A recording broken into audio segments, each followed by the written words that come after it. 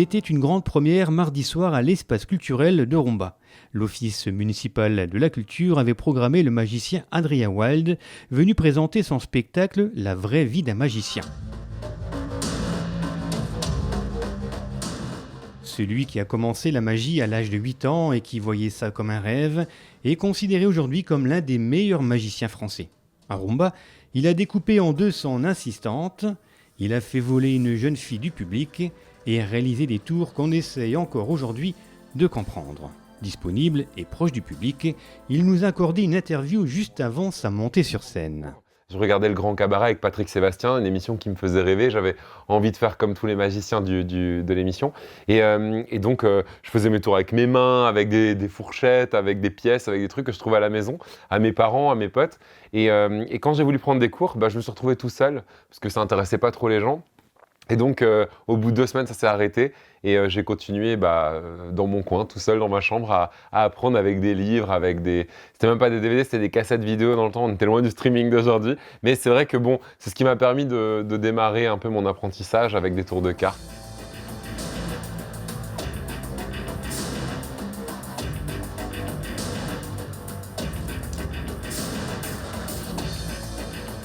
Et au bout de 2 ans, à Colmar, donc ma ville natale, on a un festival qui s'appelle la Foire au Vin. Je m'y suis produit à l'âge de 12 ans et le plus grand magicien du siècle est venu de Las Vegas, ce qui est d'origine allemande. Donc il était dans le coin à ce moment-là et il a regardé mon spectacle, enfin mon spectacle, ce que je savais faire du haut de mes 12 ans.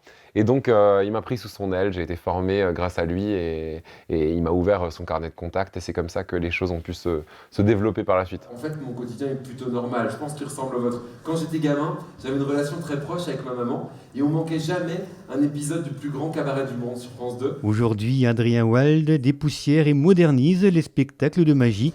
Ici, pas de lapins qui sortent du chapeau, mais un show d'1h30 sur sa vie de magicien, un spectacle autobiographique. Je me rendais compte dans mon quotidien, quand je croisais des gens depuis 20 ans, depuis que je suis gamin, on me pose toujours les mêmes questions. On me dit on est content de rencontrer un magicien en vrai, mais comment t'es devenu magicien? Est-ce que tu fais disparaître les gens quand ils t'énervent? Est-ce que tu peux multiplier les billets, les bouteilles, enfin des trucs utiles quoi. Et donc, je me suis dit, finalement, j'avais l'impression que la vie d'un magicien, ça fascinait un peu les gens, c'est un peu atypique, c'est vrai. Et je me suis dit, pourquoi pas en faire un spectacle et leur raconter ce qui se passe dans le quotidien d'un magicien. Ouais. Et donc, c'est ce que j'ai fait.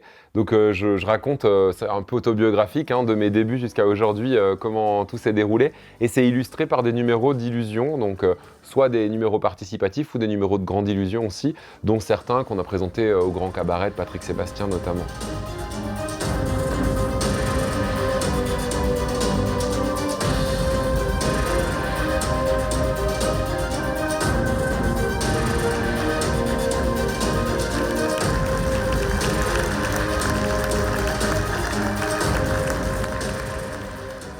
Un bon magicien, c'est quelqu'un qui a la faculté de... déjà, c'est un bon comédien, c'est une certitude. Quelqu'un qui a la faculté de rebondir facilement, rapidement, et qui a l'esprit d'initiative et qui est alerte, quoi. C'est-à-dire que peu importe, dans n'importe quelle situation, il saura se dépatouiller finalement, parce que tout ne se passe pas toujours comme c'est prévu, évidemment. Puis ça dépend aussi beaucoup de la réaction des gens, il y a beaucoup de participation dans la magie. Donc un bon magicien, ouais, je pense que c'est une de ses principales qualités.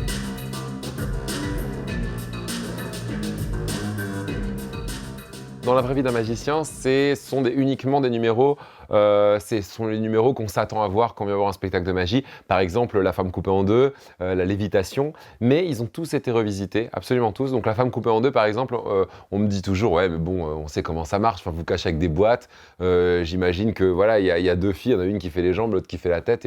Et là, on a décidé de présenter le tour de La femme coupée en deux, mais avec des boîtes transparentes. Et donc, on relance les dés parce que là, pour la première fois, on voit à l'intérieur des boîtes, on se rend compte qu'effectivement, il n'y a pas de filles. Et donc, tout d'un coup, on se repose de nouveau les mêmes questions et on repart, le raisonnement repart du départ, quoi.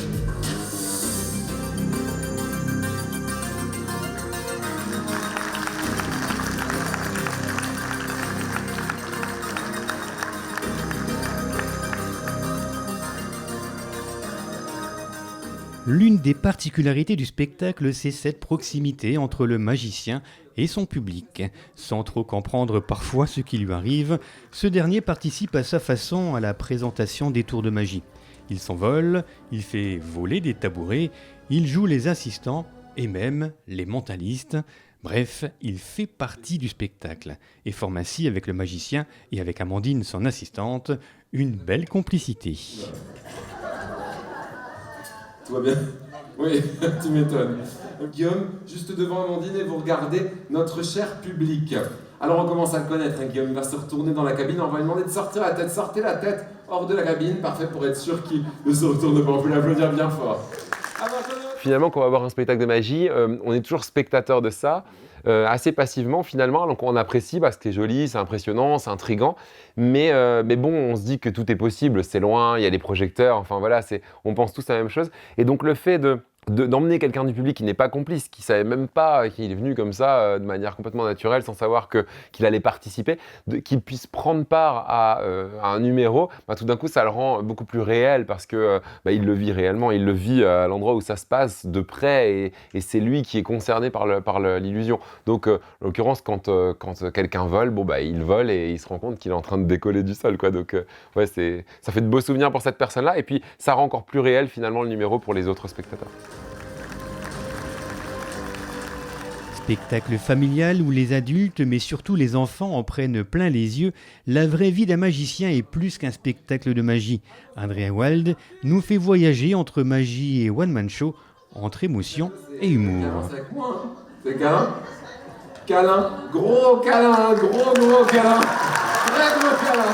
Mesdames et messieurs, on va applaudir bien fort. C'est important de mélanger les deux, ouais. L'émotion, ça a toujours été... j'ai été formé par le monde du cabaret. Quand j'ai commencé à l'âge de 18 ans, vraiment en tant que professionnel, j'ai commencé dans des cabarets. Et donc, voilà, on faisait du beau, on faisait de l'émotion, et ça a été ma première formation, et je suis très à l'aise là-dedans. Disons que c'est là où je me sens bien, et c'est ce que j'aime faire. Donc l'émotion, ouais, c'est quelque chose d'important. Puis je pense que les gens viennent aussi pour ça. Le divertissement, c'est ça, c'est vivre des émotions. Donc c'est important. Et l'humour, oui, ça l'est, parce que finalement, on vit assez de choses compliquées dans notre quotidien, et donc ça fait du bien un peu de rigoler un coup. Et surtout, ça rend le moment convivial. Et j'étais assez content parce que finalement, quand je rencontre des gens à la sortie du théâtre, après les représentations, en fait, de temps en temps, j'ai quelques personnes qui viennent me voir en me disant « Bon, moi, les spectacles de magie, c'est pas mon truc. J'en avais jamais vu, franchement, je serais jamais allé voir un spectacle de magie si j'avais vu une affiche. Je suis venu parce que mes potes m'ont emmené, ou ma famille m'a emmené, ou mon chéri, ma femme voulait venir, enfin voilà. » Et donc j'ai fini là. Et en fait, j'ai passé un super moment, j'ai adoré et on continuera à vous suivre et je reviendrai au prochain spectacle. Et je me dis, quand on entend ça, on a gagné. Et peut-être que, effectivement, là, c'est pas uniquement les tours de magie qui sont importantes, mais aussi la manière de les amener, l'humour, le moment qu'on passe ensemble. Pour moi, c'est très important. Je conçois finalement un spectacle comme un rendez-vous avec le public. Donc le but, c'est qu'on soit ensemble, qu'on passe un super bon moment et en plus, on fait de la magie.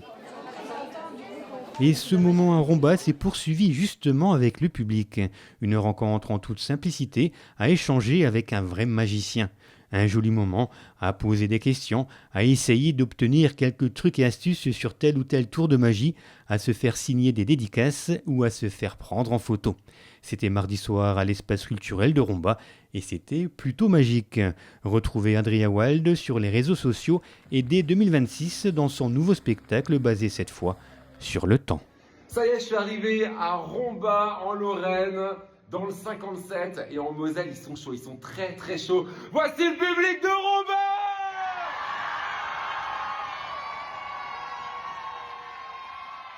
Là, il y a des petits chocolats. Allez, on va prendre un chocolat comme ça. Et voilà.